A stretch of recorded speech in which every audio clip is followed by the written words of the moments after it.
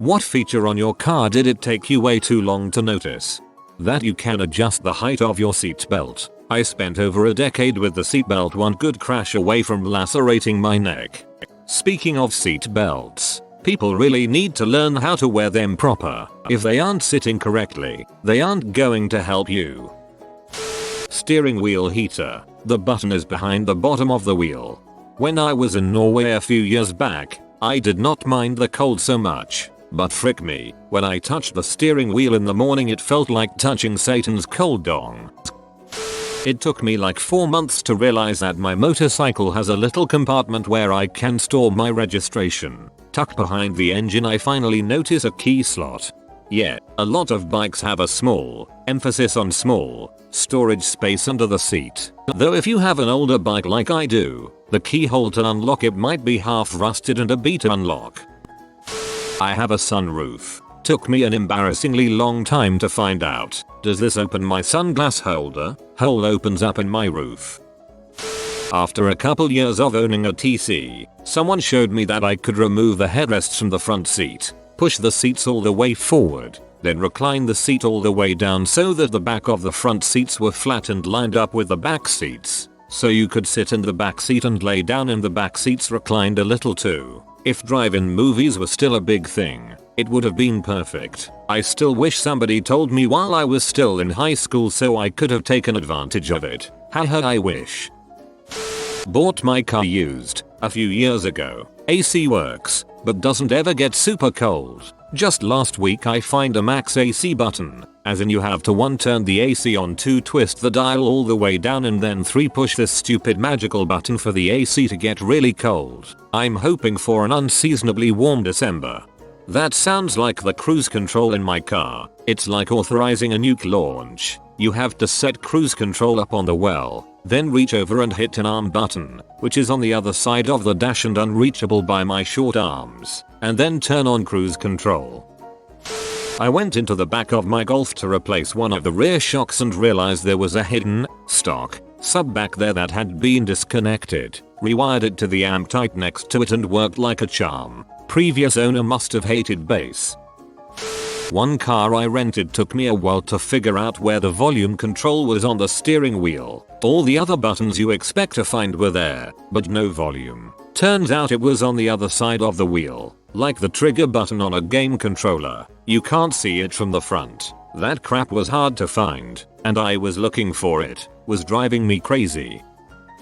There's a flashlight integrated into the rear interior light of my car. Only noticed it after bumping it while moving a giant rat cage. Neat. Didn't know my car had a backup cam. I was always looking behind me when I backed up and the screen went back to normal when I turned back around. Someone had to mention it to me before I realized. This one is my favorite here. I realized there's a lever by my gear shift that makes my car go a lot faster when it's down. Some people call it the emergency funny smell lever. I owned my first car for 10 years. Sold it to my friend before moving out of state. Went back for a visit and was driving us around in it, and only then did I realize the dual function of the cruise control set reset buttons. Excel Decel. Because nothing in the car was digital, I never noticed that pushing the Excel would actually change the cruise control speed, since the needle on the speedometer wouldn't really move unless I pushed it several times in a row. While I owned the car, if the cruise control wasn't set just right, I would just cancel it, manually get to the speed I wanted, and reset it. In all the cars I've driven, you could manually increase the speed and just press and hold set again to change the speed that the cruise control was set to. No need to cancel first. But, yeah, they also all could increase or decrease the setting by 1 mile per hour for each press of resume or set. My car has a push button start. As long as the key fob is inside the vehicle, you can start it by pressing the ignition button. However, when it gets really cold, the car has a hard time getting the signal from the key fob. So when it was cold out, I would get in my car and then would have to cup my keys in my hands and blow hot air on them for several minutes until the key fob was warm enough to be detected by the car. Then I could push the button to start it. I did this for months during the first winter in which I owned the vehicle, before I realized that the manufacturer had anticipated this and built in a feature where you could simply push the ignition button with the key fob itself. This always starts the car, even if the key fob is freezing cold. Felt pretty stupid. That also works if your fob battery dies. The seat warmer. Occasionally, when my butt felt really warm, I just thought it was because of the heater. But then there was a time when I was turning the heater all the way up, but my butt felt really cold. So I got really confused and learned that the car has a butt warming option. Not a car, but my bike stalled in traffic once and I needed to find the choke switch badly in order to get it running. Spent nearly an hour looking for the switch around, under, beside the engine, but nothing. Turns out the switch was on my handlebar.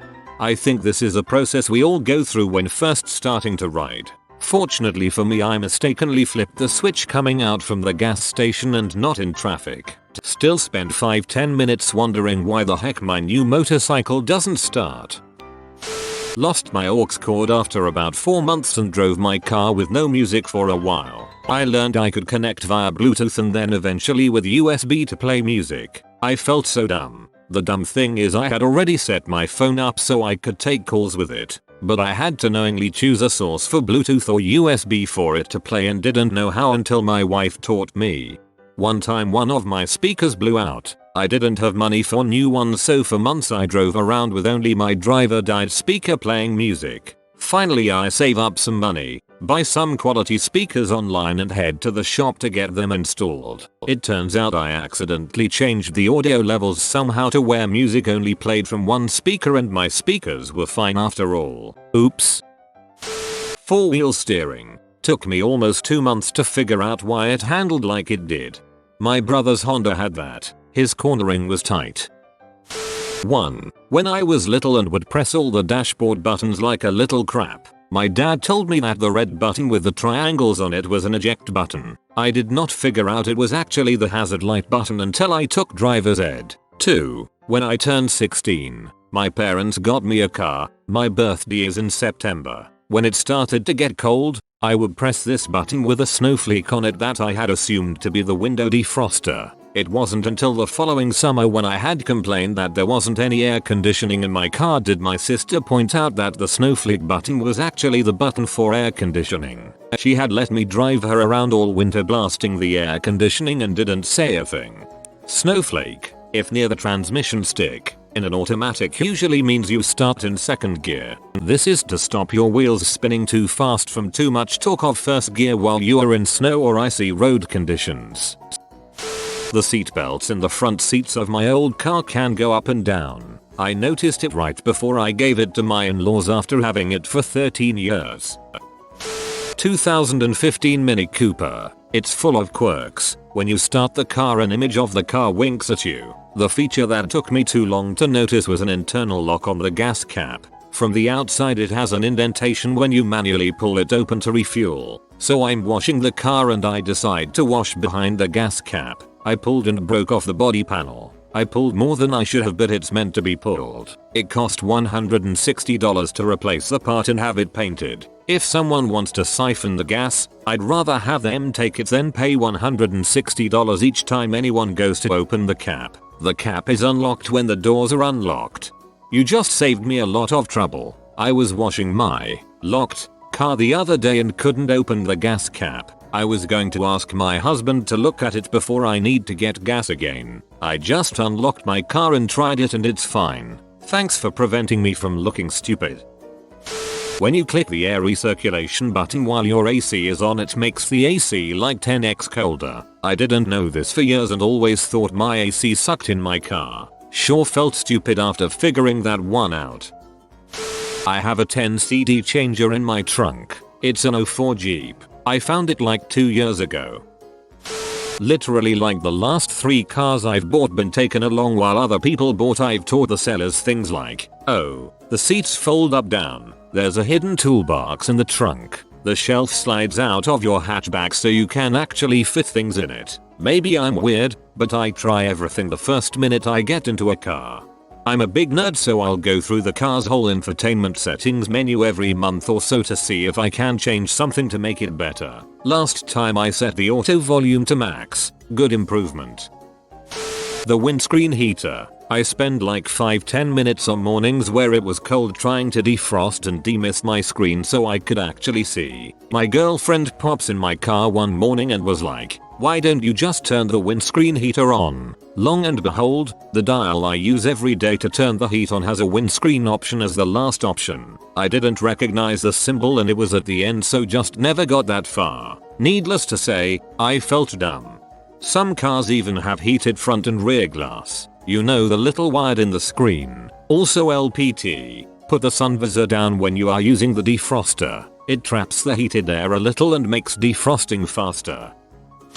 I have an '04 Malibu from my grandfather. One night I realized I forgot to roll my window down after coming home. So I decided to just reach in and unlock the door from the inside. That night I realized I have an alarm in a bad neighborhood. I had a car that would sound the alarm if you used a key to unlock the doors. You had to use the fob. I'm sure there was a setting to turn that off, but I didn't bother hunting for it. 2004 Honda CR-V inherited from my grandmother. Just now realized there's a goddamn removable folding table built into the trunk. I'm about to have so many more picnics in scenic spots. Heated mirrors. Because they both were not connected from factory. So after 15 years one of them got broken and the spare parts guy said that my car had heated mirrors, and I just thought that he tried to sell me a more expensive mirror. But the connection was there and it worked. The original buyer declined the trim package. Cheaper to make the cars all the same but not hook up the fancy parts unless you pay more. My mom didn't realize that there was a button on her key fob that would open the trunk of her Mini Cooper until after having had it for 5 years. Then she proceeded to never, ever use it. That it's crap and I hate it and everything's starting to go wrong with it. And does anyone fancy buying a Peugeot Bipper? Peugeot Bipper. It's not just the Bipper.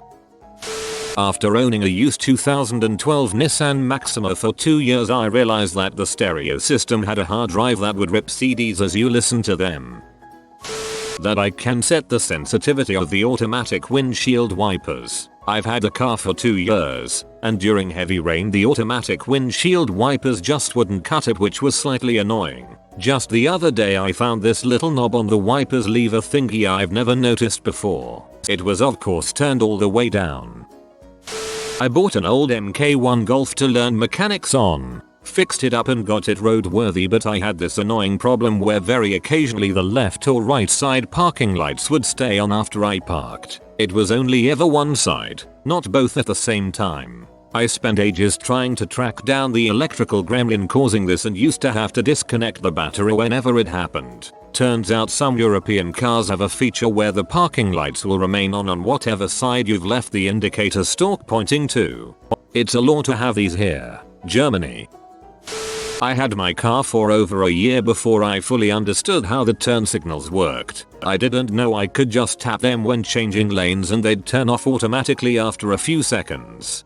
My car is really annoying. If I turn on the signals, it must flash a minimum of 5 times, even if I turn them off. So when exiting a roundabout, people think I am still indicating to pull over. I knew about it beforehand, but I am constantly reminded of how dang useful the Ford Keypad entry is. Can't tell you how many times I've walked outside and remembered, dang, not only do I not have my keys, I have no idea where they even are. Then, oh yeah, I don't need them. Right. My co-worker has a newer Ford and this is probably the feature I envy the most. We both realized that we had left things in our cars one day, so we head out to the lot. She notices that she doesn't have her keys, and I'm all ready to turn around except, nope, don't need them. Keypad entry. That and the heated steering wheel are the best features of her car. My sun visor extends. Took me 6 years. Not really sure if this counts, but my very first car, an '88 Toyota Tercel, I had the brights on for months without realizing it. What made it worse is I got out of work at night almost every day and got pissed off when people would occasionally beep at me and flash their brights. That little tab below your rear view mirror, when flipped, allows you to tint the mirror. Super useful at night. Way too long. There's actually a second mirror behind a semi-transparent mirror. When you flip the tab, it changes the angle so light passes through the outermost mirror and reflects off the inner tinted mirror. When I put the gas pedal all the way to the floor, it kind of clicks. Realized later on that it was actually downshifting my car to accelerate faster. My car's gas pedal clicks too, and it's a manual. Lazy engineering, I guess. I've had my car for 5 years and only just discovered I can dim and brighten the radio display. Only found out because after my battery died a lot of the system settings restored to default. My F-150 has these two odd buttons that look like the side mirrors. Every time I tried them while driving nothing happened. Then one day waiting on my son at school I hit the left one and bam, bright but side spotlight led from the mirror. The soccer mom next to me was blinded but not impressed. Turns out they only work under 10 miles per hour. I had my 30-year-old Volvo for 3 years before I realized the security system was not, in fact, an alarm at all, but it prevents the car from starting. That almost gave me a panic attack. See my Jeep, except it also sets off an alarm, even when you unlock it with a key. I've had my car for over 3 years now, had kids in the back seats with drinks that I've made them hold in their laps, because there were no cup holders in the back seat, for about a year and a half, before the breakup. Got into a discussion last week with my friend about how I had no place to put all these cups we'd gotten after going to eat. He's like, aren't there cup holders in your backseat now? I wish there was, but there's not. Then what's that separation? What? So the mother pulls down the middle seat and the back of my car to reveal two perfectly functional cup holders and a small table. I could have used those so many freaking times, instead of having the oops as one of the kids decided to splash on themselves. But nope. My derpy butt didn't realize they were there. I'd try to excuse it by the fact that I'm never in the back seat, but I had to be back there to help them get buckled in. I should have seen that dang compartment. Some cars have extra cup holders in the bottom compartment in the doors too, or the back of the center front console. Take a look, you might have those as well. I was so pee about this when I found out because it's extremely useful and subtle. Bid my car, and basically every car in existence now has a little indicator that tells you what side of the car your gas goes in on. It's on your dashboard and it looks like a little arrow on the side you need to fill up on. Here's a useless fact. The gas cap is always on the opposite side from the exhaust pipe. But if you can't remember which side your cap's on, I'm guessing this does nothing to help you. I apologize, I should have said usually. This was the answer to a puzzler on Car Talk. Not mine, but a relative. We were in his car that he had had for at least 2-3 years by this point, and he was complaining about the light coming through the sunroof being too hot. So I reached up and closed the shade. He looked at me like I had just raised the dead. He had no idea that sunroofs typically come with ways to, close them. The little clip to hold your fuel cap whilst you refuel. I have a button on my Subaru that says PTY cat. I had no idea what it was until I started calling it the party cat button. Man, the parties me and my cat had were unreal. Still have no idea what the party cat button does. You have been visited by the Be Humble, Be Stay Humble and Believe in Yourself. If you are new to the channel, you can subscribe. I publish new videos every day. Until then, check out another video, or don't. Either way, have a great day you magnificent people.